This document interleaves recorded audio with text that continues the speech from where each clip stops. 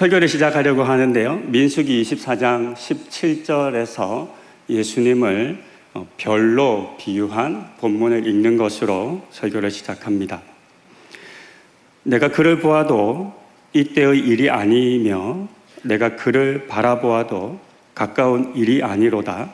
한 별이 야곱에게서 나오며 한 규가 이스라엘에게서 일어나서 모압을 이쪽에서 저쪽까지 쳐서 무찌르고 또 셋의 자식들을 다 멸하리로다. 보신 것처럼 오래전 하나님께서는 발람이라고 하는 선지자의 입을 통해서 이 땅에 별이신 예수님께서 오실 것에 대해서 약속해 주셨습니다. 오늘은 이 오래전 약속이 성취되는 과정 속에서 예수의 별을 보고 예수의 별이 인도하는 길을 따라왔지만 그러나 예루살렘에서 길을 잃었던 동방의 박사들에 대한 이야기를 나누고자 합니다. 과거로부터 현재에 이르기까지 지도는 각 나라에 있어서 가장 강력한 힘이라 할 수 있습니다. 지도가 있는 사람이 땅을 차지할 것이고 또 지도가 있어야, 정확한 지도가 있어야 전쟁에서 승리할 수 있습니다. 세상에 중요한 발명품들이 많은데요. 고대 사회일수록 그 중요한 발명품 중에 절대 빠질 수 없는 것이 지도라고 할 수 있습니다. 그래서 모든 나라들은 많은 비용과 노력을 들여서 지도를 만들기 위해서 최선을 다합니다. 그런 점에서 지도는 사람들의 오랜 역사와 경험 그리고 지식의 총합이라고 부를 수도 있을 것 같습니다. 하지만 지도는 사람이 만든 길이고 우리가 지도를 볼 때 고개를 숙여서 땅을 보며 걷는 것처럼 사람으로 하여금 그 시선을 땅을 향하게 만듭니다. 그래서 세상의 지도, 땅의 지도를 보고 걸을 때 사람의 시선은 항상 땅을 향할 수밖에 없습니다. 반면 오늘의 본문 속 동방의 박사들은 땅이 아니라 하늘을 보았던 사람들이었습니다. 하늘의 별이 만들었던 지도를 보고 걸어왔던 사람들이 있었다라고 들려줍니다. 이 동방의 박사들은 어떤 사람들이었을까요? 박사라고 하니까 대학원 가서 박사 학위를 받은 사람으로 여길 수 있지만 그런 사람은 아니죠. 여러 의견이 있지만 성경을 가지신 분들이라면 각 줄을 보시면 그들을 점성술사라고 바꾸어 이 단어를 번역할 수 있다라고 기록되어 있습니다. 그래서 학문을 연구하는 사람, 별을 연구하는 사람이라고 우리는 보통 알고 있습니다. 일반적으로 바벨론 출신의 학자들인 것으로 가장 많은 지지를 받는 학설을 보통 우리가 듣습니다. 어떤 학자들은 이들이 밤하늘의 별을 보고 유대인의 왕이 태어났다라고 하는 사실을 발견했으니까 이것은 유대인에 대한 관심이 있는 사람들이어야 발견할 수 있으니까 저 사람들이 저 옛날 바벨론의 포로로 잡혀갔었던 유대인들의 후손이었을 것이다 라고 보곤 합니다. 정확하게 알 수 없지만 몇 가지 점에 있어서 이 박사들의 신분과 직위가 좀 높은 사람이었다라고 하는 것은 그들이 헤롯을 만나고 싶다고 해서 그냥 바로 가서 만난 사건을 통해서 확인할 수 있습니다. 왕은 아무나 만날 수 있는 사람은 아니잖아요. 혹시 여기 우리 성도님들 중에 대통령 만나고 싶다고 그냥 전화 한번 하면 만나실 수 있는 분 있으세요? 없으실걸요? 아니면 퇴근하다가 청와대 앞에 들러서 나 누군데 왔다 그래 그러면 문 열어주는 분 계실까요? 아무도 없죠. 없습니다. 왕은 내가 만나고 싶다 그래서 만날 수 있는 게 아니죠. 왕을 만나려면 절차와 과정을 거쳐야 합니다. 그런데요, 놀랍게도 이 박사들은 예루살렘에 덜컥 찾아가서 왕을 독대하는 사람들이었습니다. 결코 신분이 낮은 사람이 아니었던 거죠. 심지어 뭐라고 말했냐라고 하는 내용을 보면 가슴이 답답해지기도 합니다. 왜냐하면 유대인의 왕 앞에서, 헤롯은 유대인의 왕이지 않습니까? 지금 현재로서는. 유대인의 왕 앞에서 뭐라고 얘기했냐면 유대인의 새롭게 태어난 왕이 있는데 그 왕을 만나게 해주십시오라고 얘기했어요. 이건 잘못 들으면 반역에 해당하는 이야기입니다. 만약에 신화 중에 이런 얘기를 한 사람이 있으면 삼족을 멸했을 겁니다. 그런데 이렇게 말해도 헤롯 왕이 마음에 놀라고 난리가 났어요. 속으로는 다 죽여버려야겠다라고 하는 마음을 품고 있지만 당장 눈앞에 있는 이 박사들에게 대해서는 아무런 불만을 얘기하지 못합니다. 그만큼 이들의 신분이 높았다라고 하는 사실을 알 수 있습니다. 아마도 그들은 이 같은 사회적 신분에 걸맞는 지식과 배움을 가졌을 겁니다. 그 당시에는 책이라고 하는 이 문자라고 하는 것을 거의 일반 대중들은 접해보지 못합니다. 언어를 가지지 그러니까 말은 하지만 글은 대부분 모르는 시대니까요. 그럼에도 불구하고 고가의 책을 읽을 수 있는 사람들, 또 외국어를 할 수 있는 이런 수준의 사람인 것을 보면 굉장히 높은 수준의 삶을 살았던 사람들이라는 것을 알 수 있습니다. 그런데 생각해보면 놀라운 것은 이런 높은 수준의 삶을 살았던 사람들이 별을 보고요. 바벨론에서 왔다 그러면 수천 킬로미터 떨어진 곳이잖아요. 그런데 무작정 이 별을 보고 그 별이 유대의 왕이라고 하는 것을 알았는데 그 별을 경배하기 위해서 달려온 거잖아요. 요즘도 수천 킬로 가려면 힘들어요. 당시에는 주변이 워낙 정세가 좋지 않고 도둑과 강도나 이런 게 많았기 때문에 여행은 굉장히 어려운 일입니다. 그럼에도 불구하고 이 먼 길을 이 박사들이 주저없이 나섭니다. 그렇게 그들은 이 별의 주인을 찾기 위해서 또 찾아 경배하기 위해서 정처 없이 길을 떠나게 됩니다. 그리고 그렇게 먼 길을 여행한 박사들이 도착한 곳이 오늘 본문이 우리에게 알려주는데요. 그것은 예루살렘이었고 헤롯의 왕궁이었다라고 알려줍니다. 이 본문은 우리가 대림절 기간이면 참 많이 읽고 성탄절에 많이 읽잖아요. 어느 날 이 말씀을 묵상을 하죠. 이제 물론 설교자다 보니까 말이 묵상이지. 어떻게 이 본문 또 설교를 해야 되지? 저희 교회에서는 교회력을 따라서 설교 준비를 하거든요. 그러니까 이제 이 본문이 거의 매년 나오는 겁니다. 매년 똑같은 설교는 할 수 없잖아요. 그래서 이 본문을 깊이 묵상하고 보던 중에 어느 날 갑자기 의문이 생긴 거예요. 어떤 의문이냐면 그들이 본 별은 예수의 별이었지 않습니까? 유대인의 왕으로 나실 이를 가리키는 별이었습니다. 그러면 이 별은 그 박사들을 누구에게로 인도해야 하죠? 예수에게로 인도해야 하죠. 예수의 별이니까. 그러면 이 별은 그 박사들을 어디로 인도해야 하죠? 베들레헴으로 인도해야 합니다.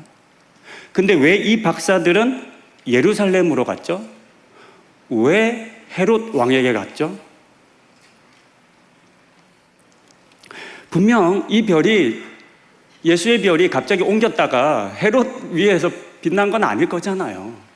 이 박사들을 예루살렘으로 이끌어온 건 아닐 거잖아요. 예수의 별이니까. 그런데 왜 베들레헴이 아닌 예루살렘으로 박사들은 가게 된 것일까요? 이렇게 얘기할 수 있어요. 목사님, 요즘같이 이렇게 오차 없는 시대가 아니고 그 시대는 좀 오차가 많은 시대니까 한 8km 정도 떨어져 있습니다. 예루살렘으로부터 베들레헴까지는 직선거리로 약 8km 정도 떨어져 있는데요. 그러니까 이 정도 오차는 충분히 납득할 만하다라고 얘기할 수도 있을 것 같아요. 하지만 그렇지는 않습니다. 왜냐하면 예루살렘 성전은 약 해발고도 750여 미터 위에 있고요. 또 베들레헴도 해발고도 400~500m 이상에 있는 언덕 위에, 산 위에 있는 도시들입니다. 그러니까 두 도시는 봉우리가 달라요. 같은 봉우리에 있는 도시가 아니라 8km 정도 떨어진 여러 동산 산 위에 있는 다른 도시들입니다. 그러니까 이건 오해할 수가 없어요. 착각할 수가 없는 겁니다. 정확한 답은 알 수 없죠. 제가 박사들에게 물어본 건 아니니까.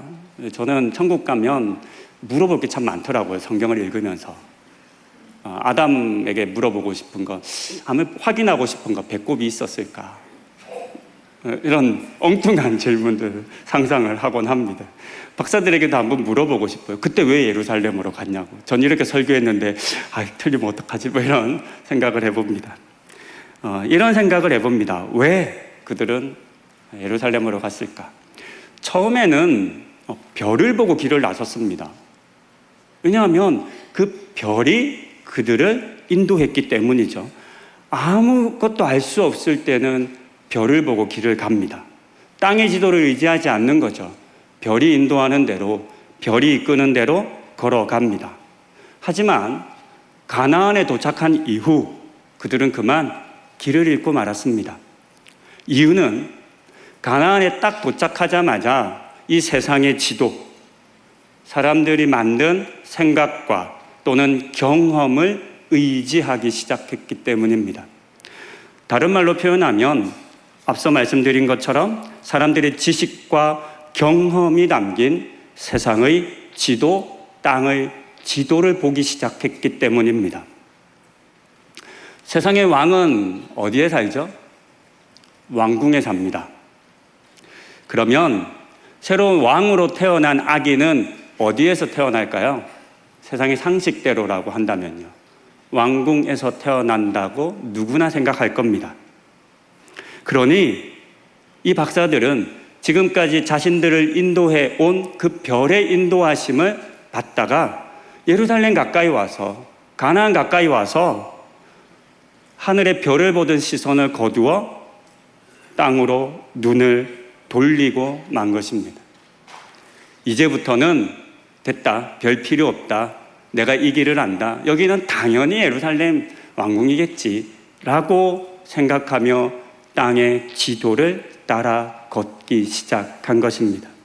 그러자 별이 인도하는 길을 잃고 말았습니다. 그렇게 박사들은 예수의 별을 따르는 길에서 벗어나고 결국에는 헤롯 왕이 있는 왕궁으로 가게 되었습니다. 하지만 그곳에는 유대인의 왕으로 태어나시니, 즉 그 별이 없습니다. 당연하죠. 그것이 아니기 때문입니다.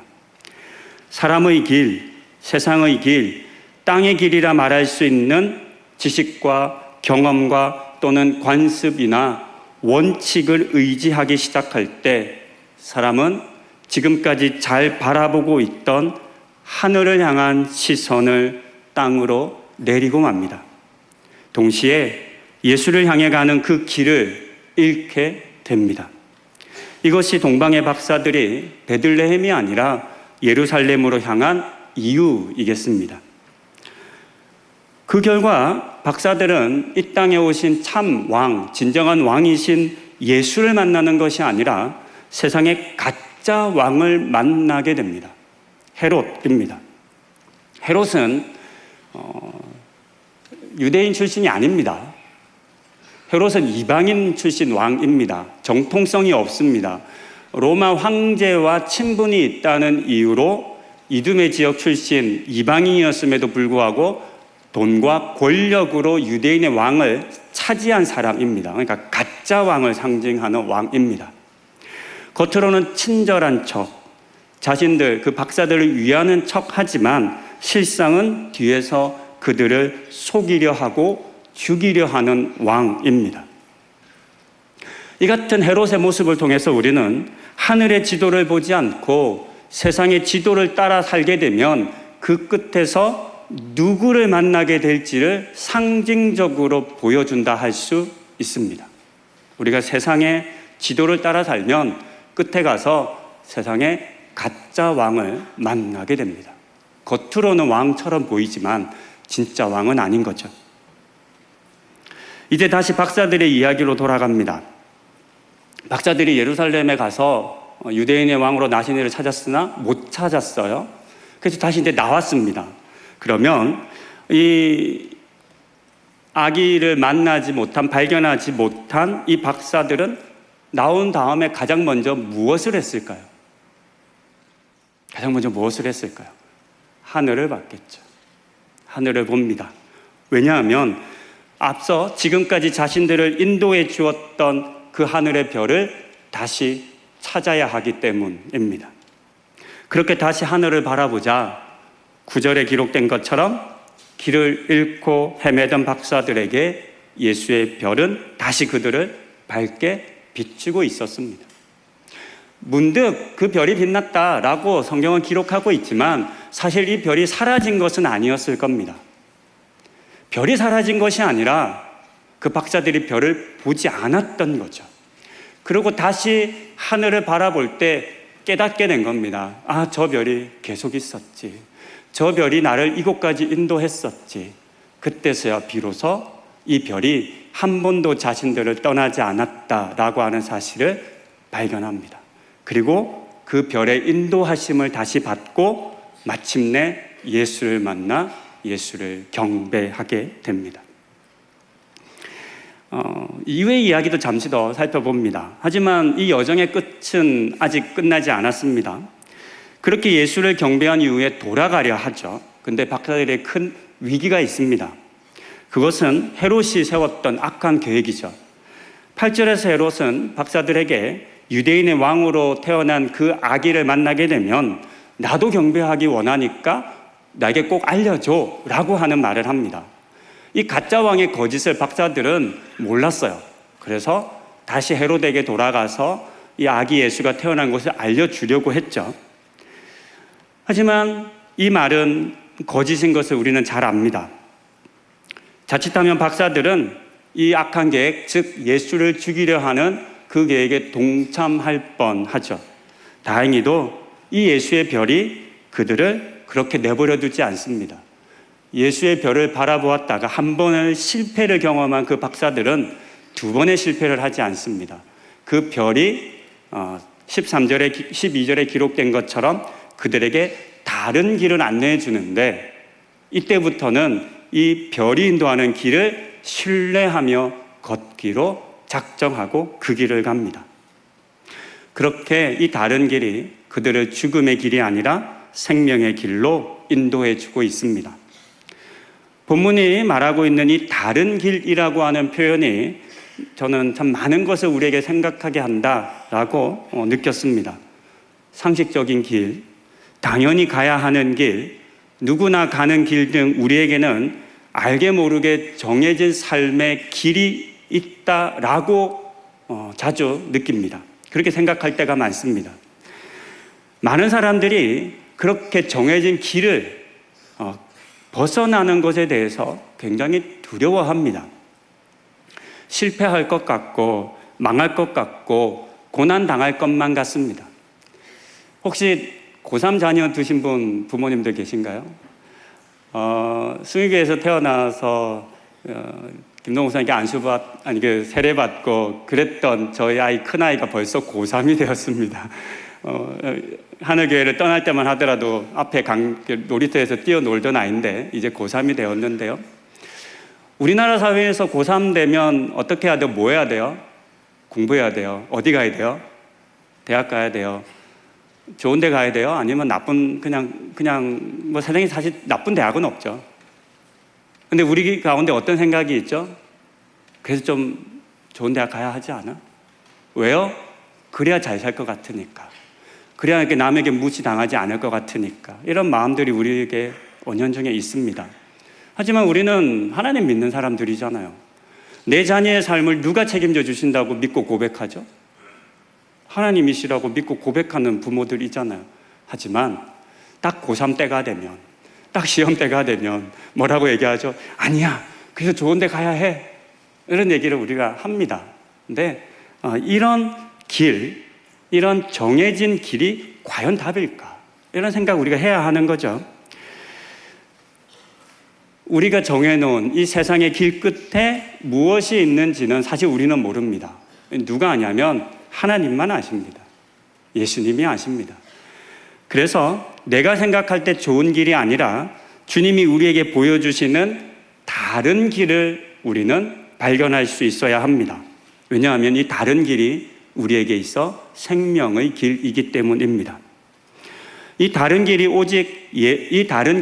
오직 예수를 통해서만 볼 수 있다라고 하는 이 사실을 기억하시고 예수님을 향한 그 시선을 거두지 않는 우리 성도님들 다 되시기를 권면드립니다. 말씀 정리하려고 합니다. 시편 121편 1절과 2절 잘 아시는 말씀일 텐데요. 시인은 이렇게 고백합니다. 내가 산을 향하여 눈을 들리라. 나의 도움이 어디서 올까? 나의 도움이 천지를 지으신 여호와에게서로다. 자신의 힘으로 감당할 수 없는 큰 일들을 만나고 있는 힘을 다해 문제를 해결해 보려고 애썼지만 다 실패한 이후에야 비로소 시인은 산을 향해 눈을 든다라고 고백하고 있습니다. 더 이상 이 땅에 소망이 없다, 희망이 없다라고 하는 것을 깨달은 고백의 노래이죠. 그렇게 하늘을 향해서 눈을 들고서야 비로소 천지를 지으신 여호와 하나님을 이 시인은 볼 수 있었습니다. 그제서야 나의 도움이 땅에 있는 것이 아니라 하늘에 있다라고 하는 사실을 깨달은 것이죠. 하늘을 올려다보지 않는 사람들은 자신을 향해, 나를 향해 반짝이는 이 예수의 별을 발견할 수가 없습니다.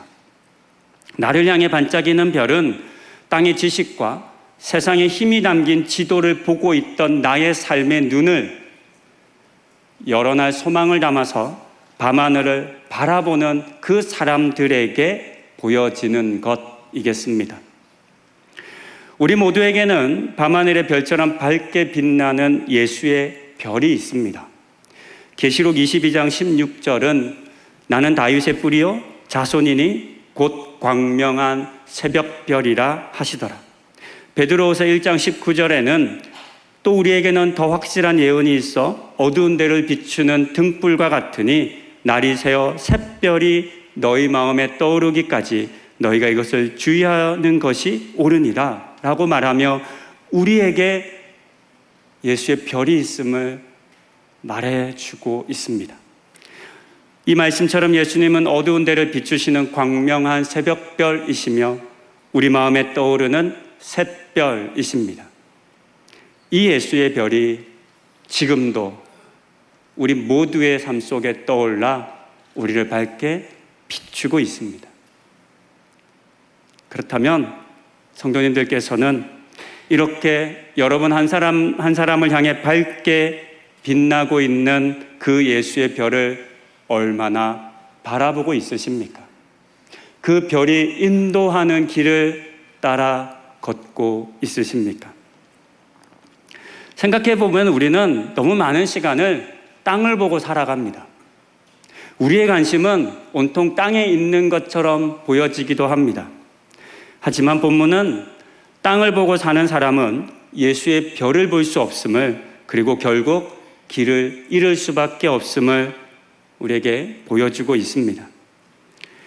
혹 성도님들 중에 어디로 가야 할지 잘 모르겠다라고 하는 그런 생각이 드시는 분들 계신지 모르겠습니다. 열심히 살았는데, 참 수고했는데, 참 삶이 참 어렵다. 나 이제 어떻게 해야 되지? 막막하다. 이런 분들 있으실 수 있겠죠. 가끔은 내가 길을 잃은 것 같아 라고 느껴지는 그런 경험을 하기도 합니다. 그런 분들 계시다면 오늘의 본문을, 이 말씀을 깊이 묵상해 보시기를 권면드립니다. 길을 잃었다라고 느껴질 때, 내가 어디로 가야 할지 모르겠다, 막다른 길에 있다라고 느껴질 때, 이런 상황에 처하면 우리는 대부분 계속 내 힘으로 길을 찾으려 합니다. 내가 마치 찾을 수 있을 것처럼 생각하기도 하죠.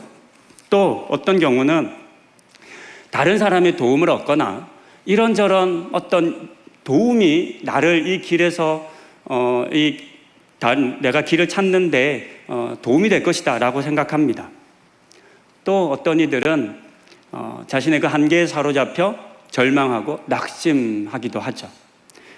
하지만 이때 진정으로 필요한 것은 지식이 많은 사람의 도움을 얻는 것이거나 또는 이런저런 경험과 훈련을 하는 것이 아닙니다.